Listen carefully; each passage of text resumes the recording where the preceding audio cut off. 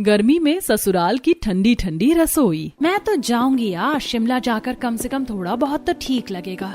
यहाँ पर तो गर्मी में रहकर दिमाग खराब हो गया है। हाँ, दिमाग एकदम पक गया है और आग की भट्टी की तरह जलता रहता है। तो तुम भी अपने पति को बोलो ना कि तुम्हें कहीं घुमा कर लेकर आए। गर्मी में तो पूरा दिन रसोई में काम में लगे रहने की वजह से अपने लिए हमें समय ही नहीं मिलता। सही कह रही हो तुम, देखती हूँ आज इनसे बात करके। रिया और सीमा बाजार से सब्जी लेकर आ रही थी और उसके बाद दोनों अपने अपने घर चली जाती हैं। बाहर इतनी गर्मी से आकर सीमा परेशान हो गई और रसोई में जब वो पानी लेने जाती है तो देखती है कि पायल रसोई में कुछ बना रही थी। अरे दीदी, अभी तो हमने सबके लिए थोड़ी देर पहले खाना बनाया था, अब आप फिर से क्या बना रही हो? सबको बहुत गर्मी लग रही है तो सबको कुछ ठंडा पीने का मन कर रहा है, तो सबके लिए मैंगो शेक बना रही हूँ और उसके अंदर थोड़ी सी आइसक्रीम भी डाल दूंगी। ओह अच्छा। सीमा और पायल दोनों मैंगो शेक बनाकर सबको देती हैं। सब हॉल में बैठकर टीवी देख रहे थे। पायल और सीमा भी अपना मैंगो शेक लेकर वहां पर बैठकर पीने लगती हैं। ओहो, मजा आ गया ठंडा ठंडा शेक पीकर। इतनी गर्मी में कुछ ठंडा खाने पीने का तो मन ही करता ही है। ये मैंगो शेक तो बहुत अच्छा और ठंडा है मम्मी, इसमें तो ठंडी ठंडी आइसक्रीम भी है। हाँ बेटा, तुम्हें अच्छा लगा ना? अरे भाभी, ठंडा ठंडा मैंगो शेक पीकर तो अच्छा लगा, लेकिन मैंने आपको बोला था कि आप मेरे लिए रसमलाई बना देना, लेकिन आपने अब तक नहीं बनाई। हाँ रितु, क्योंकि आज हमें टाइम नहीं मिला, हम तुम्हारे लिए बाद में बना देंगे। आखिर आप पूरा दिन करती ही क्या हो भाभी? मेरा कोई काम पूरा नहीं होता कभी भी। हाँ और क्या, पता नहीं पूरा दिन क्या करती रहती हैं दोनों। इस तरह अक्सर हर कोई कभी कभी पायल और सीमा को ताने देते थे, लेकिन वो दोनों कुछ नहीं कहती थी। रात को खाना बनाते समय, हे भगवान, कितनी गर्मी लग रही है, एकदम आग की तरह उबल रहे हैं हम लोग, इतनी ज्यादा तपन हो रही है। सच कहा दीदी, अभी तो गर्मी की बस शुरुआत है और हमें इस बारे में एक बार घर वालों से बात कर लेनी चाहिए कि उन्हें रसोई में कुछ ना कुछ इंतजाम करना चाहिए हमारी गर्मी के लिए, वरना ऐसे तो मामला खराब हो जाएगा। सही कह रही हो तुम, इसी वजह से तो बहुत ज्यादा गर्मी लगती है। हमें एक बार मम्मी जी से बात कर लेनी चाहिए, हालांकि मुझे लग ही रहा है कि उनका जवाब क्या होगा। उसके बाद दोनों खाना बनाने लगती हैं और जब रात को सबको खाना परोसा जाता है और खाना खाने के बाद, चलो जी, खाना खाकर मजा आ गया। सब खाना खाने के बाद टेबल से उठकर जाने ही वाले थे कि तभी दोनों बहू सबको रोकते हुए कहती हैं, आप सब रुकिए, हमें आपसे कुछ बात करनी है। हाँ बेटा, बोलो क्या बात है? हम कह रहे थे पापा जी की रसोई में एक खिड़की है और उसमें शीशा है, तो वेंटिलेशन के लिए कोई जगह नहीं मिलती। तब तुम क्या कहना चाहती हो? हम यही कहना चाहते हैं मम्मी जी की रसोई में अगर जाली वाली खिड़की या फिर रसोई में एक टेबल फैन लग जाता तो थोड़ा ठीक हो जाता, तो हमें भी थोड़ी गर्मी से राहत मिल जाती। अब तुम दोनों महारानियों को रसोई में भी पंखा चाहिए? काम के न धाम के, दुश्मन अनाज के। तुम कहो तो रसोई में तुम्हारे टीवी बिस्तर सब कुछ लगवा देती हूँ, आराम से वहाँ पर जाना, उसमें पंखा ही क्यों, वहाँ पर मैं एसी भी लगा देती हूँ। ये बात सुनकर सीमा को बहुत ज्यादा गुस्सा आता है। मम्मी जी, हम पूरा दिन घर का इतना काम करते हैं और साथ में रसोई का भी बहुत काम हो जाता है। वो रसोई बिल्कुल हमारे घर में अंदर की तरफ है और उस तरफ तो कोई पंखा भी नहीं है और ना ही कोई वेंटिलेशन के लिए जगह है, इसीलिए हमने वहाँ पर थोड़ा सा चेंज करने को कहा है। और कुछ नहीं तो कम से कम रसोई के बाहर वाला जो छोटा सा एरिया है वहाँ पर एक पंखा लग जाता। ये ज्यादा बकवास बातें करने की जरूरत नहीं है मेरे सामने, तुम कोई महारानी नहीं हो। दुनिया की बहू रसोई में ऐसे ही खाना बनाती है और हमारा जमाना भी तो था, हम भी तो अपने जमाने में खाना बनाते थे। ये सब तो फालतू की बातें हैं। मुझे लगा पता नहीं कौन सी जरूरी बात करने के लिए रोका है तुमने हमें। चलो, अब मुझे बहुत नींद आ रही है। इतना कहकर बाकी सब लोग वहाँ से चले जाते हैं और उन दोनों के पति वहाँ पर रुके हुए थे। कम से कम आपको तो मम्मी जी को कुछ बोलना चाहिए था। क्या आपको नहीं लगता कि रसोई में थोड़ा बहुत चेंज करने की जरूरत है? क्या तुम भी फालतू की बकवास करती रहती हो? अरे हर कोई गर्मी में काम करता है और कौन सा तुम्हें पूरा दिन रसोई में बैठे रहना होता है? तुम्हारा जब मन करे तुम आराम से दिन में एसी में आराम भी तो कर सकती हो। रसोई में भला इतना बड़ा चेंज करवाने की क्या जरूरत है? हाँ, इन सब बातों का कोई मोल नहीं है। आपको तो हमारी किसी भी बात का कोई मोल ही नहीं लगता कभी भी। देखो, हम पूरा दिन बाहर जाकर काम करके आते हैं और आते ही हमारे साथ घर में कलेश मत किया करो। अभी बहुत रात हो गई है, हमें सोने तो सुबह जल्दी भी उठना होता है। इतना कहकर वो भी वहां से चले जाते हैं। मुझे तो लगा ही था इन लोगों से बात करने का कोई फायदा नहीं। सबको अपना काम भली भांति लगता है, लेकिन हमारी मेहनत किसी को नजर नहीं आती। इसी तरीके से तो एक गृहिणी को इग्नोर किया जाता है। और मम्मी जी ऐसा कह रही हैं, लेकिन मम्मी जी तो अपने जमाने में नौकरी करती थी और खाना बनाने के लिए उन्होंने काम वाली रख रखी थी। सिर्फ सुबह के टाइम पर खाना बनाती थी और उस टाइम तो इतनी गर्मी लगती भी नहीं है। फिर हमें कह रही हैं कि कुछ नहीं होता। कोई बात नहीं, अपना मूड खराब करने का कोई फायदा नहीं है। चलो हम भी जल्दी से रसोई में जाकर रसोई साफ कर लेते हैं, उसके बाद हमें भी सोना है। इसके बाद पायल और सीमा रसोई में जाकर रसोई साफ करते हैं और साथ में बर्तन भी धो लेते हैं। इसके बाद दोनों जाकर अपने कमरे में सो जाती हैं। अगले दिन फिर से सुबह जल्दी उठकर इतनी जल्दी सुबह उठकर सबसे पहले रसोई में ही काम करना पड़ता है। क्या यार, रसोई में कितनी गर्मी होती है। सीमा नींद में उठकर रसोई की तरफ जा रही थी, जहां पर पहले से ही पायल सबके नाश्ता बनाने की तैयारी कर रही थी। उठ गई तुम? बस दीदी, जबरदस्ती उठना पड़ा। सुबह 5 बजे उठकर काम करने का किसका ही मन करता है। जब मैं भी इस घर में नई शादी करके आई थी तब मुझे भी बहुत परेशानी हुई थी, पर अब तो मुझे आदत हो गई है। बाकी चीजों से तो मुझे कोई प्रॉब्लम नहीं है दीदी, सुबह उठने की भी आदत हो जाएगी, चलो कोई बात नहीं। लेकिन सुबह उठते ही रसोई में आकर काम करना पड़ता है और फिर से हम पसीने पसीने हो जाते हैं। साथ में ना तो हमारी रसोई में कोई वेंटिलेशन है और ना ही यहाँ कोई हवा आने का सोर्स है। हमारी रसोई एकदम कोने में है और यहाँ से ड्राइंग रूम भी थोड़ी दूरी पर है और वहीं पर पंखा है, और घर वालों ने हमारी रसोई में चेंज करवाने से मना कर दिया। अब हम क्या ही कर सकते हैं। सुबह तो फिर भी थोड़ा सा मौसम ठंडा होता है, इसीलिए पायल और सीमा को रसोई में उस समय काम करने में ज्यादा परेशानी नहीं हो रही थी। लेकिन दोपहर और रात को रसोई में खाना बनाने में दोनों की हालत खराब हो जाती थी। उसके बाद दोनों पूरा दिन घर का काम करती हैं। शाम को जब पायल घर का काम कर रही थी तब शांति गुस्से में उसके पास आती है। तुमने अब तक मेरा काम क्यों नहीं किया? मैंने तुम्हें कहा था ना मेरी पीली वाली साड़ी धो देना, मुझे आज उसे फंक्शन में पहन कर जाना है। माफ करना मम्मी जी, मैं गलती से भूल गई। कल शाम को काम करने में काफी देर हो गई थी और फिर रात का खाने का समय हो गया, जिसकी वजह से मैं भूल गई। तुम्हें तो और कोई काम ही नहीं है काम भूलने के अलावा। मुझे तो समझ नहीं आता कि आखिर तुम करती क्या हो। तुमसे जब एक काम नहीं होता तो तुम ठीक से और क्या ही करोगी और घर कैसे संभालोगी। सच में आजकल की बहू को बिल्कुल भी कोई सेंस ही नहीं है और कोई काम करना ही नहीं आता। माफ करना मम्मी जी, मैं अभी जल्दी से जाकर साड़ी को धो देती हूँ और थोड़ी देर में सूख जाएगी। जो भी काम है समय पर करना चाहिए ना। जब अचानक से काम करोगी तो कहाँ से सब होगा। जरा जल्दी करना, आपकी बार भूल मत जाना। इतना कहकर शांति गुस्से में वहां से चली जाती है और उसके बाद पायल छत पर जाकर कपड़े धोती है। जब वो कपड़े धो रही थी तो उसे सामने वाली पड़ोसन दिखती है। और पायल दीदी, कैसी हो आप? सब बढ़िया, तुम बताओ कैसा है? बस यही हाल है, हाय गर्मी वाला। बहुत ज्यादा खतरनाक वाली गर्मी हो रही है। रसोई में तो बिल्कुल आग की भट्टी की तरह उबल जाती हूँ। तुमने बिल्कुल सही कहा, हमारा भी कुछ यही हाल है। और हमारी रसोई तो और भी ज्यादा कंजेस्टेड है और उसमें तो वेंटिलेशन का बिल्कुल भी कोई सोर्स भी नहीं है। हाँ, मैंने आपकी रसोई देखी है, वहाँ पर तो और भी ज्यादा गर्मी लगती है। मेरी रसोई में खिड़की है तो मैं सोच रही हूँ उस खिड़की को थोड़ा और बड़ा करवा कर उसके अंदर एग्जॉस्ट फैन और थोड़ा सा टेबल फैन वगैरह भी लगवा लूं, ताकि थोड़ा सब अच्छा हो जाएगा। अरे हमने भी अपने ससुराल वालों से बात की थी, लेकिन उन्होंने तो हमें साफ मना कर दिया। अरे ऐसे कैसे मना कर दिया? वो ऐसे कैसे कर सकते हैं? उन्हें थोड़ा सोचना चाहिए कि पूरा दिन हम रसोई में गर्मी में काम करते हैं। पता नहीं, मुझे भी समझ नहीं आ रहा कि क्या करेंगे, क्योंकि इस बार तो गर्मी एकदम अपनी चरम सीमा पर पहुंची हुई है। इस तरह दोनों बातें करती हैं और उसके बाद पायल शांति की साड़ी धोकर उसे अच्छे से सुखा देती है और फिर नीचे आ जाती है। शाम को सभी फालूदा और ठंडी रसमलाई खाने की फरमाइश करते हैं, जिसके बाद पायल और सीमा दोनों रसोई में जाकर फालूदा और रसमलाई बनाने की तैयारी कर रहे थे।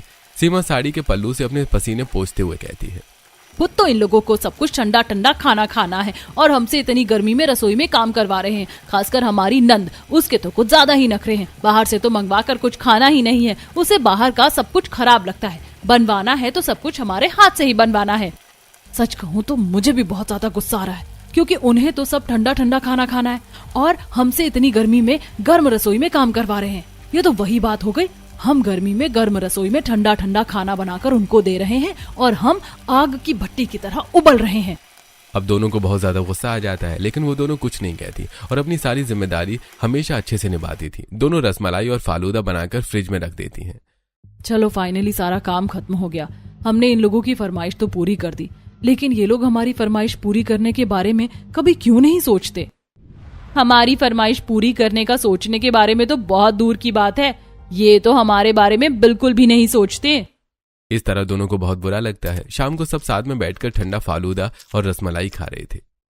ओहो, कितना अच्छा लग रहा है और कितना मजा आ रहा है ऐसे ठंडा ठंडा खाना खाने में। एकदम मजा आ गया। सच में मुझे भी बहुत मजा आ गया, बहुत ही स्वादिष्ट लग रहा था। हाँ, गर्मी में तो कुछ भी ठंडा ठंडा खाने में ही अच्छा लगता है। इतनी ज्यादा गर्मी हो रही है, इतनी गर्मी में तो हम बाहर जाने के बारे में भी नहीं सोच सकते। इस तरह सब आराम से साथ बैठकर बात कर रहे थे और ठंडा फालूदा और रसमलाई का मजा ले रहे थे। लेकिन तभी लाइट चली जाती है। अरे यार, इस लाइट को भी अभी जाना था क्या? सारा मूड खराब हो गया और अब गर्मी में पसीने से हमारी हालत खराब हो जाएगी। सही कहा, इतना अच्छा मजा आ रहा था, हम बढ़िया आराम से एसी की हवा में फालूदा और रसमलाई खा रहे थे। इस लाइट ने भाग कर सारा काम खराब कर दिया। सच में अब पता नहीं कितनी देर बाद लाइट आएगी। ऊपर से कुछ समय पहले हमारा इन्वर्टर भी खराब हो गया था और अब घर में इन्वर्टर भी नहीं है। लाइट भागने की वजह से सब लोग काफी ज्यादा परेशान हो गए थे और हाथ पंखा से हवा कर रहे थे। बाहर भी नहीं जा सकते थे क्योंकि अभी भी बाहर बहुत तेज धूप थी। शांति बाहर आती और धूप देखकर कहती है, अरे यार, कितनी तेज कड़क धूप हो रही है, ऐसी धूप में अब कहाँ जाऊं? अरे हाँ, आइडिया, अभी जाती हूँ सरला के घर पर। उसके घर पर इन्वर्टर है ना, आराम से मस्त पंखे की हवा खाऊंगी। ऐसा सोचकर शांति सरला के घर पर जाती है, जहाँ पर सरला आराम से फ्रूटी पी रही थी। अरे सरला बहन, कहाँ रहती हो आजकल? नजर ही नहीं आती। तुम तो अपना चेहरा दिखाना ही भूल गई, इसीलिए मैंने सोचा क्यों ना आकर मैं तुम्हारा चेहरा देख लूं। अरे शांति बहन, तुमने यहाँ पर आने का कष्ट क्यों किया? कोई बात नहीं, मैं शाम को टहलने जाती तो हूँ, तब आकर मेरी मुंह दिखाई कर लेती। वैसे अभी तू थकी थकी लग रही है। अगर मैं अपने घर पर रहती तो गर्मी में मरना चाहती। वैसे भी मुझे कौन सा तेरी मुंह दिखाई करने का शौक था। मैं तो यहाँ पर बढ़िया इन्वर्टर में चल रहे पंखे की हवा खाने के लिए आई हूँ। मैं भी सब अच्छे से जानती हूँ कि तेरे घर का इन्वर्टर खराब है, तो तू यहाँ पर मेरे घर के इन्वर्टर की हवा खाने आई है, वरना तुझे यहाँ किसी से मतलब होता है? और बताओ, सब बढ़िया है ना? हाँ, सब कुछ एकदम बढ़िया है। इस तरह दोनों बातचीत करते हैं। वहीं दूसरी तरफ घर में लाइट ना आने की वजह से हर कोई बहुत परेशान हो रहा था, क्योंकि आज बहुत देर तक लाइट चली गई थी। रमेश भी बाहर से टहलकर जब घर वापस आता है तो अभी तक लाइट नहीं आई। सामने वाले ट्रांसफार्मर में थोड़ा सा ब्लास्ट हो गया था, जिसकी वजह से लाइट चली गई थी और बिजली ठीक करने वाले आए थे, लेकिन फिर भी अभी तक लाइट क्यों नहीं आई? ऐसा क्यों हो रहा है? पता नहीं पापा, कुछ समझ नहीं आ रहा। मम्मी, मुझे बहुत गर्मी लग रही है। पायल पिंकी को हाथ पंखे से हवा कर रही थी। बेटा, लाइट जाने से तो हम भी परेशान हो गए, थोड़ी देर और रुक जाओ, क्या पता लाइट आती ही होगी। इतना कहते ही लाइट वापस आ जाती है। लाइट आने के बाद सबके चेहरे पर एक बड़ी सी खुशी छा जाती है। ये मम्मी, लाइट आ गई, लाइट आ गई। ओए, लाइट आ गई, लाइट आ गई, लाइट आ गई। अब आराम से अपने कमरे में जाकर कूलर चलाऊंगी और मस्त टीवी देखूंगी। मैं भी अब थोड़ी देर आराम से एसी में लेटूंगा। लाइट आने पर सब बहुत खुश हो जाते हैं और सब आराम से एसी और कूलर के नीचे जाकर रेस्ट करने लगते हैं। लेकिन वहीं दूसरी तरफ सीमा और पायल, उन्हें तो वापस रसोई में जाकर रात के खाने की तैयारी करनी थी।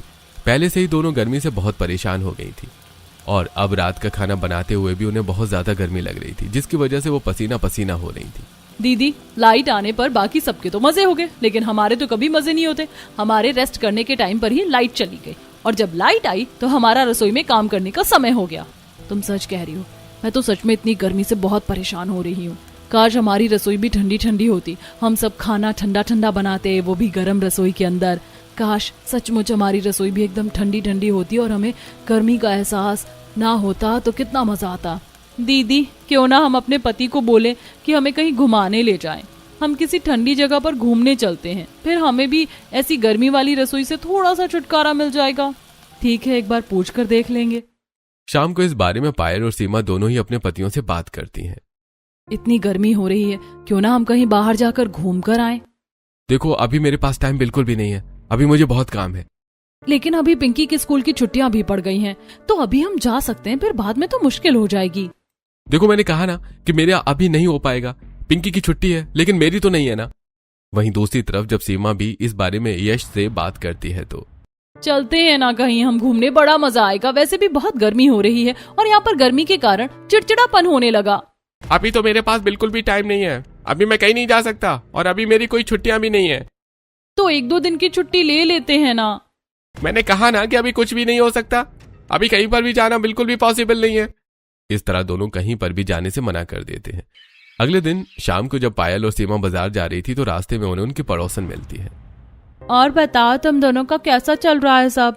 बस क्या बताएं, हमारा तो जो कुछ भी चल रहा है बहुत खराब चल रहा है। घर में इतनी गर्मी में गर्म रसोई में काम करके परेशान हो चुके हैं और ऊपर से हमें अपनी गर्म रसोई में सबके लिए ठंडा ठंडा खाना और बनाना पड़ता है।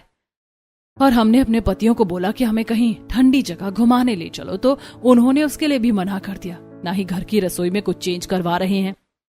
मुझे लगता है कि तुम दोनों को अपने लिए स्टैंड लेना चाहिए। तुम हमेशा दूसरों के लिए तो सोच रही हो, लेकिन अपने लिए क्या कर रही हो? अगर मेरी कोई बात नहीं मानी जाती तो मैं तो साफ बोल देती हूँ कि ऐसा करना ही होगा। आखिर हम भी तो इंसान है ना। पायल और सीमा इस बात से सहमत होती हैं। अब पायल और सीमा घर वालों को साफ बोल देती है कि उन्हें अब अपनी ठंडी रसोई चाहिए। इस तरह वो कंजेस्टेड और बिना वेंटिलेशन वाली रसोई में काम नहीं कर सकती। आपको पता भी है मम्मी जी कि हमें उस रसोई में काम करने में कितनी परेशानी होती है। हाँ बिल्कुल, हम सबके लिए ठंडा खाना बनाते हैं, लेकिन हमें भी अपनी ठंडी रसोई चाहिए। तुम दोनों फिर से इसी बात को लेकर बैठ गई। हमने कहा ना कि हम कुछ नहीं कर सकते।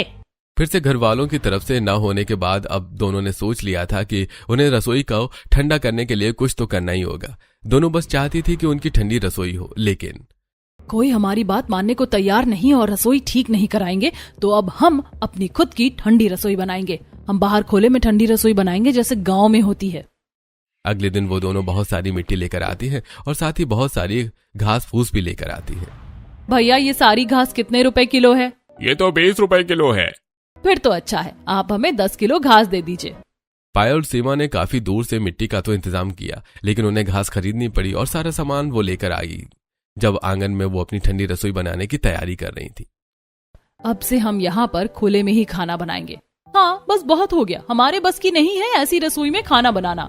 अब पायल और सीमा बहुत सारे डंडों को लेकर उसमें घास को अच्छे से लगा देती हैं। डंडे और घास की मदद से वो दीवार तैयार हो जाती है और उसके बाद उसी से उसकी छत भी तैयार कर दी जाती है।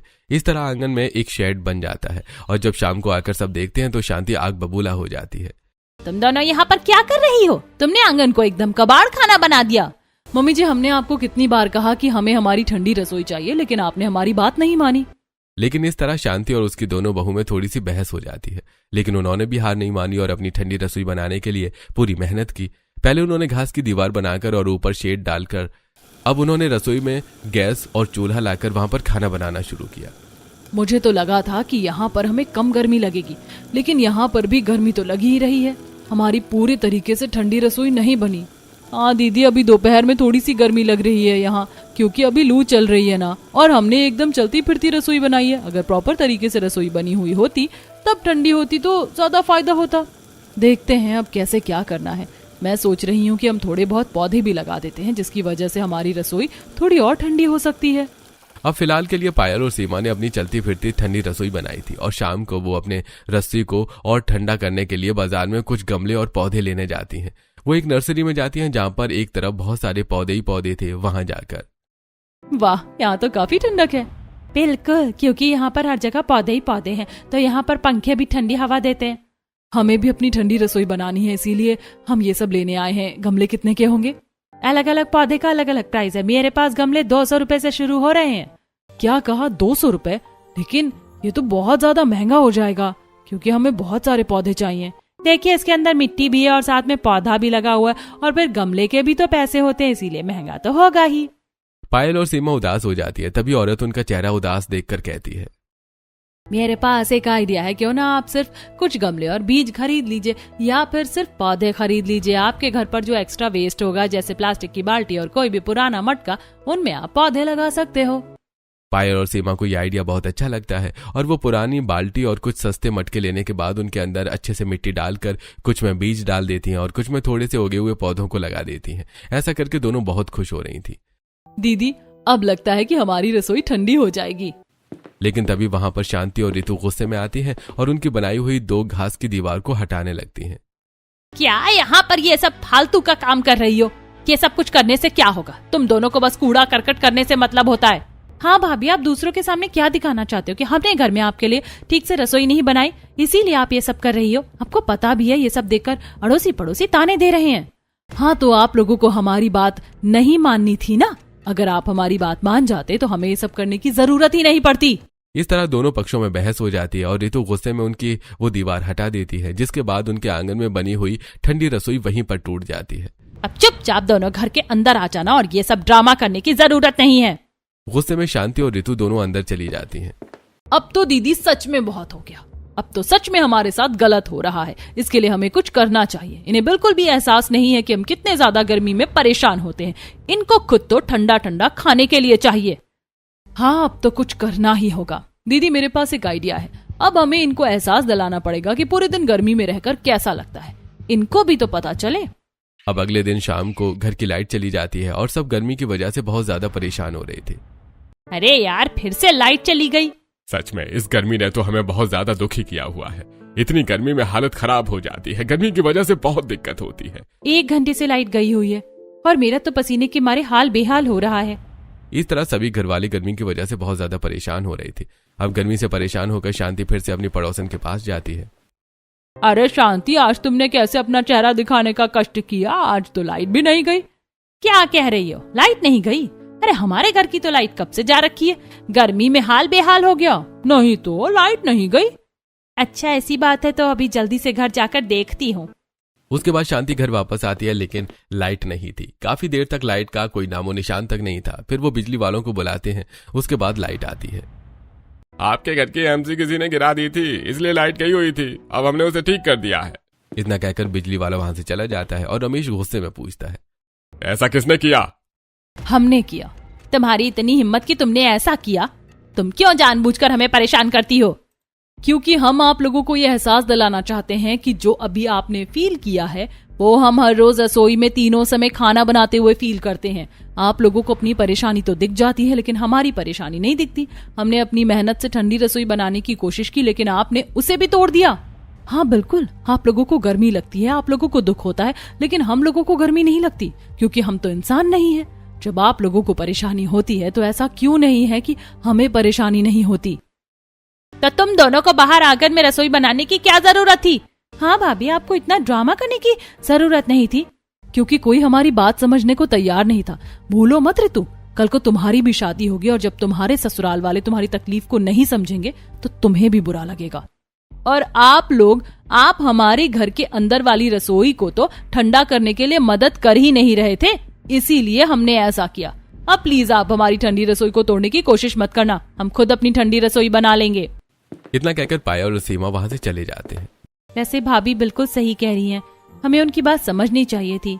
एक काम करते हैं, हम खुद भाभी की ठंडी रसोई बनाने में मदद करते हैं। बाहर पायल और सीमा अपनी टूटी हुई ठंडी रसोई को ठीक करने की कोशिश कर रही थी। तब वहां पर शांति और ऋतु आती है और उनकी मदद करती है। बेटा हमें माफ कर दो, हम सिर्फ अपने बारे में सोच रहे थे और हमने कभी भी तुम्हारे बारे में नहीं सोचा। तुमने हमसे सिर्फ एक मांग की ठंडी रसोई करने की और हमने तुम्हारा उसमें भी साथ नहीं दिया। हाँ भाभी, अब हम आपकी मदद करेंगे। अब बाहर आंगन में ही उनकी ठंडी रसोई बनाई जाती है और फिर से वही घास वाली 2 दीवार और उसकी छत को तैयार किया जाता है। ठंडी रसोई बन जाती है, तब उसके अंदर गैस और सिलेंडर को लगाया जाता है। उसके बाद वहां पर मिट्टी का फर्श तैयार किया जाता है ताकि वहां पर ठंडक रह सके।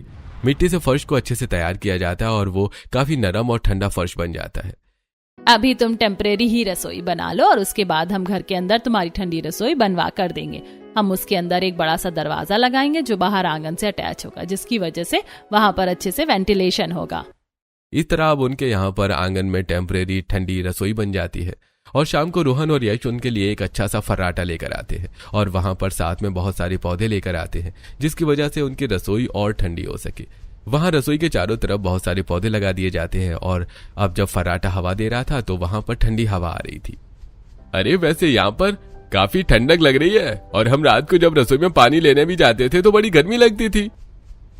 हाँ भैया, वहां पर भी बहुत उमस होती थी। सच में हमने सिर्फ हमेशा अपने बारे में सोचा, आप दोनों के बारे में कभी नहीं सोचा। इस तरह सभी को अपनी गलती का एहसास हो गया था और कुछ दिन बाद घर के अंदर वाली रसोई में भी वेंटिलेशन का पूरा सोर्स बन जाता है। तब एक दिन पायल और सीमा अपनी ठंडी रसोई में खाना बना रही थी। बेटा हमने तुम्हारी अंदर वाली रसोई को भी ठीक करवा दिया है, अगर उसके अंदर कुछ और भी करना है तो तुम हमें बता सकती हो। मम्मी जी, हमें इसी रसोई में खाना बनाने में अच्छा लग रहा है, क्योंकि ये रसोई और ज्यादा ठंडी है। जब मौसम ठीक हो जाएगा तब हम घर के अंदर वाली रसोई में खाना बना लेंगे। अच्छा ठीक है बेटा, तुम्हें जैसा ठीक लगे तुम वैसा कर सकती हो, हमें कोई परेशानी नहीं है। इस तरह पायल और सीमा की अब ठंडी रसोई बन गई थी और अब घर वाले भी उनकी सारी परेशानी को समझने लगे थे। जहां पहले घर वाले उन्हें छोटी छोटी बात के लिए सिर्फ डांटा करते थे और उनकी बातों को नहीं समझते थे, लेकिन अब सबका नजरिया ही बदल गया था। पायल और सीमा अपनी ठंडी रसोई में सबके लिए आज ठंडा खाना बना रही थी। उन्होंने सबके लिए ठंडा आमरस और ठंडा खीरे का रायता बनाया और साथ में गर्मा गर्म रोटी बनाई थी। साथ में उन्होंने सबके लिए घिया के कोफ्ते भी बनाए थे। अब दीदी, हमें अपनी ठंडी रसोई में ठंडा खाना बनाने में ज्यादा मजा आता है। वरना पहले तो हम ठंडा खाना बनाते थे, लेकिन एकदम गर्मा गर्म रसोई में बनाते थे, जहाँ पर हमारी हालत बहुत ज्यादा खराब हो जाती थी।